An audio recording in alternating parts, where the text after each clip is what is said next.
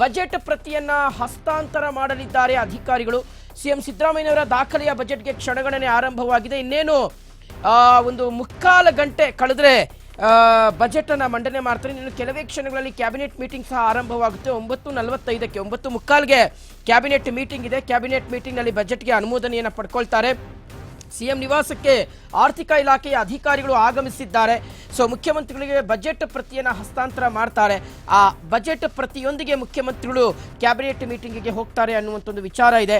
So ಹಾಗಾಗಿ ಈ ಬಾರಿಯ ಬಜೆಟ್ಗೆ ಬೇಕಾಗಿರ್ತಕ್ಕಂತಹ ಪೂರ್ವ ಸಿದ್ಧತೆಯಲ್ಲಿ ಸಿದ್ದರಾಮಯ್ಯನವರು ಕಳೆದ 3 ತಿಂಗಳಿನಿಂದಲೂ ಸಹ ತಮ್ಮನ್ನು ತಾವು ತೊಡಗಿಸಿಕೊಂಡಿದ್ರು. ಯಾವುದೇ ರೀತಿಯಾದಂತಹ ಕಾರ್ಯಕ್ರಮಗಳಲ್ಲಿ, ಅದರಲ್ಲೂ ಈ ಖಾಸಗಿ ಕಾರ್ಯಕ್ರಮಗಳಲ್ಲಿ ಹೆಚ್ಚಾಗಿ ಅವರು ಕಾಣಿಸ್ಕೊಳ್ತಾ ಇರಲಿಲ್ಲ. ಯಾಕೆ ಅಂದ್ರೆ ಈ ಬಜೆಟ್ಗೆ ಬೇಕಾಗಿರ್ತಕ್ಕಂಥ ಪ್ರಿಪರೇಷನ್ಗೆ ಹೆಚ್ಚು ಟೈಮನ್ನ ಅವರು ಕೊಟ್ಟಿದ್ರು ಅನ್ನುವಂಥದ್ದು.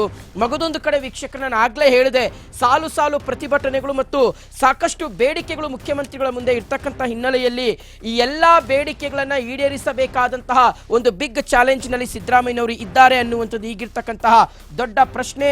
ಮಗದೊಂದು ಕಡೆ ಈ ರೆವೆನ್ಯೂ ಎಕ್ಸ್ಪೆಂಡಿಚರ್ ಅನ್ನ ಯಾವ ರೀತಿಯಾಗಿ ಕಾಪಾಡ್ಕೊಂಡು ಹೋಗ್ತಾರೆ, ಯಾಕಂದ್ರೆ ವರ್ಷದಿಂದ ವರ್ಷಕ್ಕೆ ರೆವೆನ್ಯೂ ಎಕ್ಸ್ಪೆಂಡಿಚರ್ ಜಾಸ್ತಿ ಆಗ್ತಾ ಇದೆ. ಹಾಗಾಗಿ ರೆವೆನ್ಯೂ ಎಕ್ಸ್ಪೆಂಡಿಚರ್ ಅನ್ನ ಸರಿದೂಗಿಸೋದ್ರ ಜೊತೆಗೆ ಹೆಚ್ಚು ಹೊರೆ ಬೀಳ್ತಾ ಇರತಕ್ಕಂಥ ಗ್ಯಾರಂಟಿ ಯೋಜನೆಗಳಿಗೂ ಸಹ ಅನುದಾನವನ್ನ ಮೀಸಲಿಡಬೇಕಾದಂತಹ ಒಂದು ಬಿಗ್ ಚಾಲೆಂಜ್ ಸಿದ್ದರಾಮಯ್ಯನವರ ಮುಂದೆ ಇರ್ತಕ್ಕಂಥದ್ದು. ಮಗದೊಂದು ಕಡೆ ರಾಜ್ಯದಲ್ಲಿ ಯಾವುದೇ ಅಭಿವೃದ್ಧಿ ಕೆಲಸನೇ ನಡೀತಾ ಇಲ್ಲ ಅಂತ ಪ್ರತಿಪಕ್ಷ ಬಿಜೆಪಿ ಆರೋಪ ಮಾಡ್ತಾ ಇದೆ. ಸೊ ಹಾಗಾಗಿ ಕ್ಯಾಪಿಟಲ್ ಎಕ್ಸ್ಪೆಂಡಿಚರ್ ಕಡೆಗೂ ಸಹ ಸಿದ್ದರಾಮಯ್ಯನವರು ಗಮನವನ್ನ ಕೇಂದ್ರೀಕರಿಸಬೇಕಾಗಿದೆ. ಇದೆಲ್ಲದರ ನಡುವೆ ಸರ್ಪ್ಲಸ್ ಬಜೆಟ್ ಅನ್ನು ನಾವು ಎಕ್ಸ್ಪೆಕ್ಟ್ ಮಾಡಲಿಕ್ಕೆ ಸಾಧ್ಯ ಇಲ್ಲ ಈ ಬಾರಿಯ ಬಜೆಟ್ ನಲ್ಲಿ ಅನ್ನುವ ರೀತಿಯಾದಂತಹ ಪ್ರಶ್ನೆಗಳನ್ನ ಪ್ರತಿಪಕ್ಷದವರು ಕೇಳ್ತಾ ಇದ್ದಾರೆ. ಓಕೆ.